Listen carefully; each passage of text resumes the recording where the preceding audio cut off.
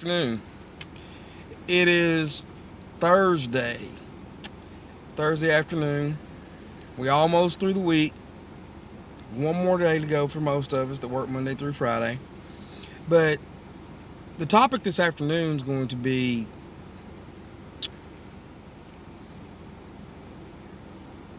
don't let what man tries to do be the last word in your life.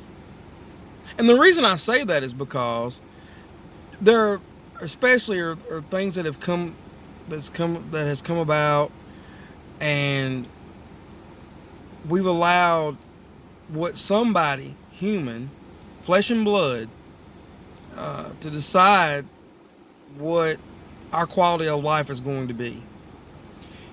Certain situations come up that we have no control over, but I'm not necessarily talking about those situations. I'm talking about the situations that we as people often encounter. I saw a post today that talked about the people that are convicted felons that have been to prison, been to jail, got out, and they're doing better than people that don't have any felonies, or better than people that never went to jail in the first place. Yes, we can all end up in a situation, but at the same time, don't necessarily worry about what man has said as far as it being the final word. We all can end up in situations where we were treated unfairly. We got the bad end of the stick. Either way it goes. But what I really want to talk to you about today is this. It comes from Proverbs 19:21. And of course there'll be more supporting scriptures. Proverbs 19:21 tells us that there are many devices in a man's heart. Nevertheless, the counsel of the Lord that shall stand.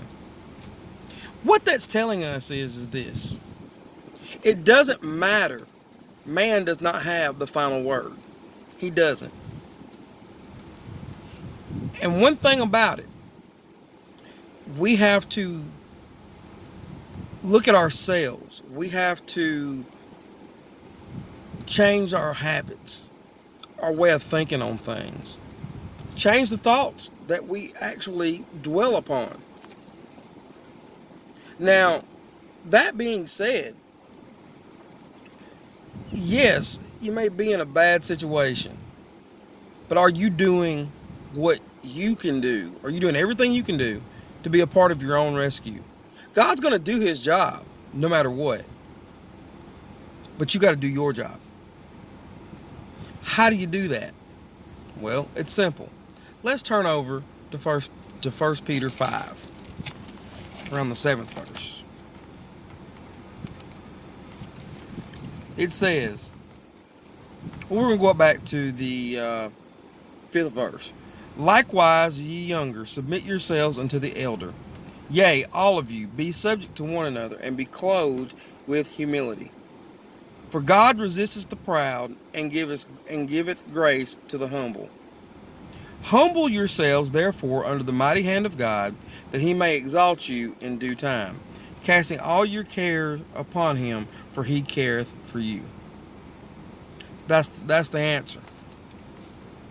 If you're in a bad situation right now, or have been in a bad situation, everybody has a past.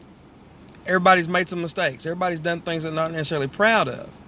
But what I can tell you is, from personal experience, if you will humble yourself under the mighty hand of God, he will exalt you in due time. If you follow what is written in his word, you're going to get all the blessings that's going to come with it. Because God is not a man that he should lie, nor the son of man that he should repent. But one thing about it, you also hear that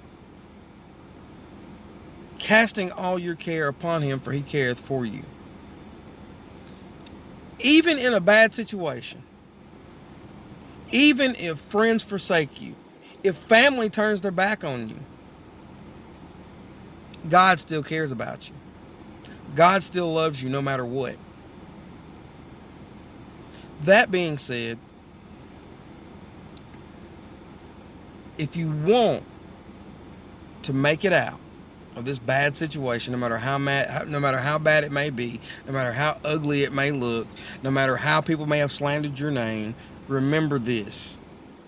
What man does is not final, but what God says is final. And he has told us there might be many devices in a man's heart, but nevertheless, it's the counsel of the Lord that's going to stand. So when people have put stumbling blocks in your way, when people slander your name and they plaster you all over Facebook, the internet, whatever, don't worry about that. Yeah, it may be painful at the time, but you also have to remember, what did you do to get yourself in that situation? Did you give them the ammunition for them to shoot at you? But even with that, with all of our many mistakes we make, God still loves us and still cares about us. Even when our friends, family, associates turn their back on us. Promise you, if you just humble yourself, and that may be hard to do, but even though it may be hard to do, you may be suffering with this thing called pride. If you're sitting in a bad situation right now, remember this. If it's a situation that you got yourself into, your best thinking got you to where you are now. So you might need to understand that you're going to have to change some things. The way you look at things, the way you do things, the words you say, the whole 9 yards. But even when you're treated unfairly,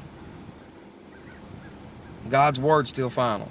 Because ultimately, He's going to bring something good out of that situation. You may not be able to see it now, but He's going to bring something good out of it. And it's going to be to your best benefit. But now when He brings you out of that situation, don't just be selfish with it. Teach somebody else. You might have went through something, and it may not even really been about you. I know that's strange to think, but it may not have even been about you. You may have went through something because you were stronger in a certain area than other people may be. But there's going to come a day somebody else may go through that same situation. And because you have been through it, you can guide them. You can tell them, hey, look, it can be done. You can rebound from this. You're going to have to reinvent yourself. You're going to have to be totally different.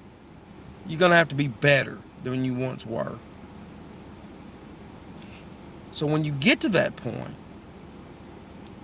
pay it forward.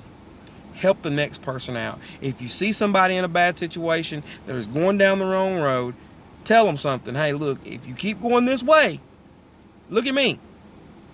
You don't want to do that. But are you also going to say, well, when somebody treats you unfairly and they put you in a bad situation, this is how you handle it. And that's what we're supposed to do for one another. Look out for one another. Help one another.